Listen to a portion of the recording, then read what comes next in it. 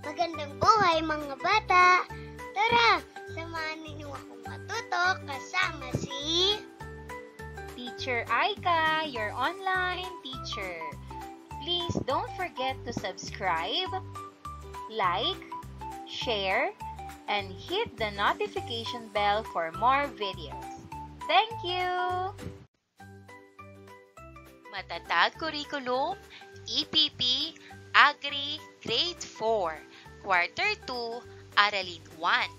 Ang ating paksa ngayong araw ay tungkol sa agrikultura.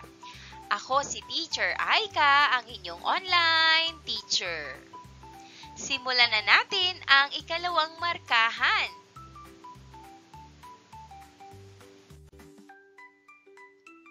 Mga pamantayang pangnilalaman. Naipamamalas ng mga mag-aaral ang pag-unawa sa natural na pamamaraan ng pagtatanim, pangangalaga, pagpaparami, pag-aani, at pagbebenta ng halamang ornamental, halamang gulay, at punong prutas.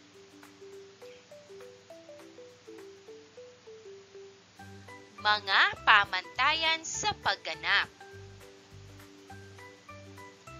Naisasagawa ng mga mag-aaral ang natural na pamamaraan ng pagtatanim, pangangalaga, pagpaparami, pag-aani, at pagbebenta ng halamang ornamental, halamang gulay, at punong prutas.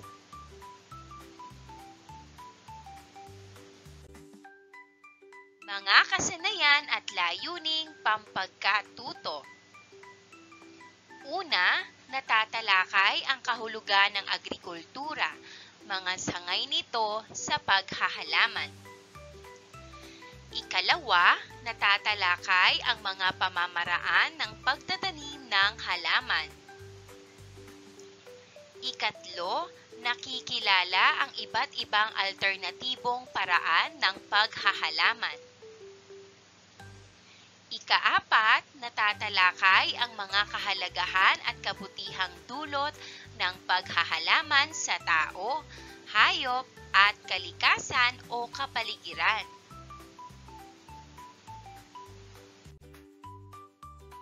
Narito naman ang mga nilalaman.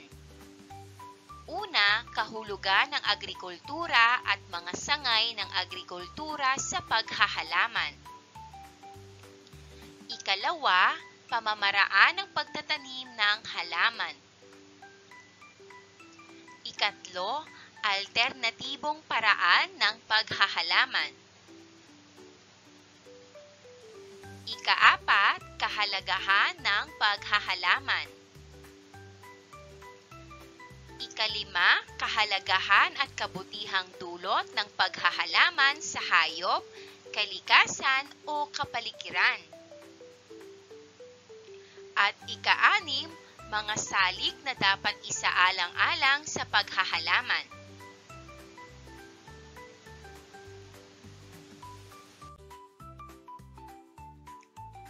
Ngayon naman, dumako na tayo sa ating ikatlong paksa. At ito ay tungkol sa kahalagahan ng paghahalaman. Pagproseso ng pag-unawa. Tanong, tugon. Sagutin ang mga sumusunod na tanong. Una, bakit itinuturing na mahalaga ang paghahalaman? Ang sagot, mahalaga ang paghahalaman dahil nagbibigay ito ng sariwang pagkain, nagtataguyod ng kalusugan, at nagpapabuti ng kalidad ng buhay. Ikalawa, magbigay ng isang halimbawa ng kabutihang dulot ng paghahalaman sa tao, hayop at kapaligiran at ipaliwanag. Ang sagot, para sa tao, nagbibigay ng masusustansyang pagkain na mahalaga sa kalusugan. Para naman sa hayop, nagsisilbing tahanan at pagkain ang mga halaman sa mga pollinator tulad ng bees. Para naman sa kapaligiran, naglilinis ng hangin at nagbibigay ng kanlungan sa wildlife.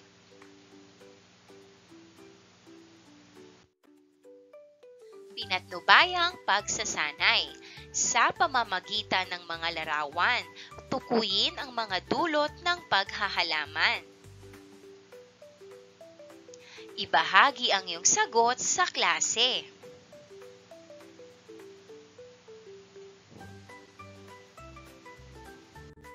Ngayon, isa-isahin na natin ang mga kahalagahan ng paghahalaman.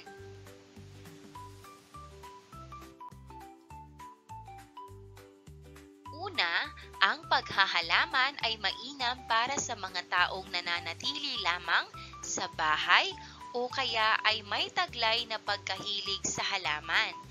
Maganda itong libangan kung saan maaari ring mangolekta ng iba't ibang uri ng halaman at magpadami.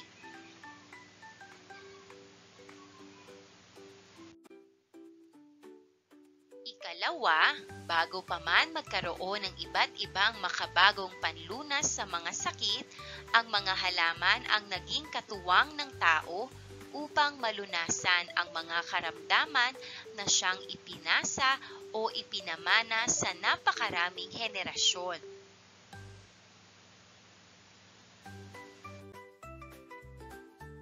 Ikatlo, ang pag-aalaga ng halaman ay maaari ring pagkakitaan. Dahil sa angking ganda at likas na benepisyo, marami ang nagnanais na bumili para sa palamuti o iba pang kadahilanan.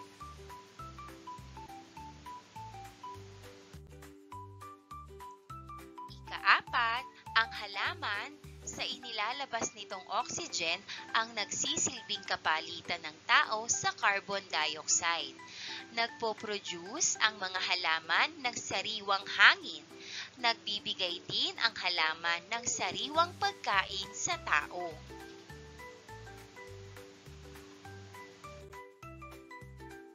Ikalima, kumakapit ang ugat ng halaman sa lupang taniman, kaya nakakaiwas sa landslide o pagguho ng lupa.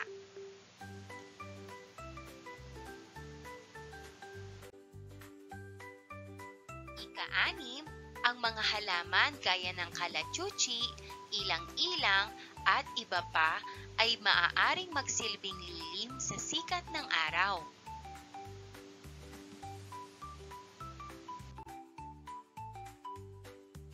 Ikapito, ang mga halaman ay nagpapaganda ng kapaligiran dahil sa makukulay nitong bulaklak at dahon.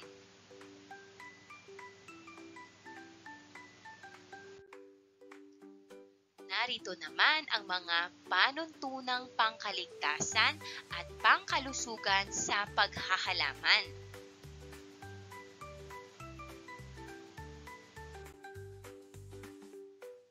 Una, gumamit ng mga kasangkapang nasa maayos na kondisyon. Iwasan ang paggamit ng mga kinakalawang, mapupurol at may sirang kasangkapan o kagamitan.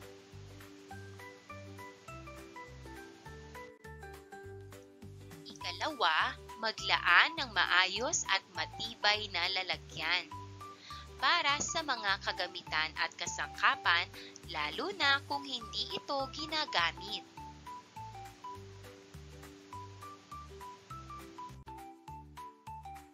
Ikatlo, gamitin ng buong ingat ang mga kagamitan at kasangkapang may talim. Tiyaking walang tao sa iyong likuran o malapit na maaaring matamaan ng di sinasadya.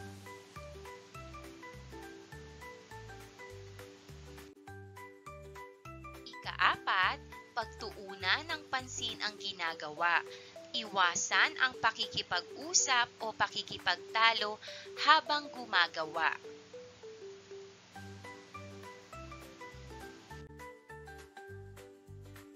Ikalima, magsuot ng damit pantrabaho at pamalit na bihisan pagkatapos gumawa.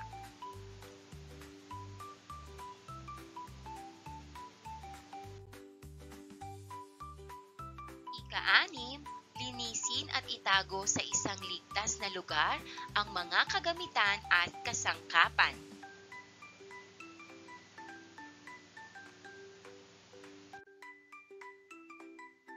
Ikapito, maghugas ng kamay pagkatapos gumawa.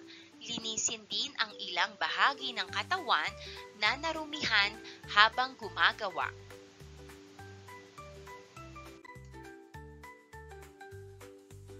Tandaan, mahalaga ang pagsunod sa mga panuntunang pangkaligtasan at pangkalusugan sa paghahalaman upang maiwasan ang mga aksidente at mapanatiling ligtas ang sarili mula sa mga posibleng panganib. Ang paggamit ng tamang kasuotan tulad ng guwantes at proteksyon sa mata ay nakakatulong na maiwasan ang mga sugat, habang ang maingat na paggamit ng mga kagamitan at kemikal ay nakakaiwas sa pinsala sa katawan at kapaligiran. Sa pamamagitan ng pagsunod sa mga ito, napapanatili rin ang maayos at ligtas na kapaligiran sa paghahalaman na nagtataguyod ng kalusugan ng tao at kalikasan.